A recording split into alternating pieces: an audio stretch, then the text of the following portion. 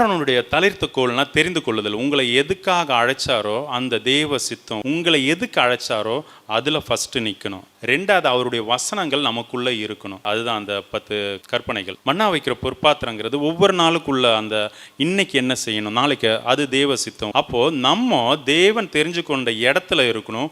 அந்த இடத்துல தேவனுடைய சித்தத்தின் படி இருக்கணும். எதையும் வச்சுட்டு இருக்கணும், அவருடைய வார்த்தையும் நம்மளை வச்சுட்டு இருக்கணும். அப்போ அதை வச்சுட்டு அந்த பிரச்சனை போராட்டம் வரும்போது நம்ம நிற்கும் போது மற்றவங்களுக்கு விடுதலை கிடைக்கும். எப்படின்னா திறப்புல நிற்க சொல்றாரு. உங்க ஒவ்வொருத்தர்ட்டையும் தான் ஆவியானவர் பேசிக்கிட்டு இருக்காரு. திறப்புல நில்லுங்க அப்படின்ட்டு. ஹல்லேலூயா.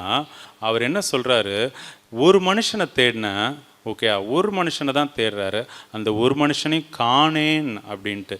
எதுக்கு? திறப்புல நிற்கவும் சுவரை அடைக்கவும். அப்போ அதே போல நீங்களும் நானும் இருக்கணும். இப்போ திறப்பில் நின்று நம்ம ஜெபிச்சு மற்றவங்களுக்கு விடுதலை வாங்கி கொடுக்கணும். இதற்காகவே அழைக்கப்பட்டீங்க.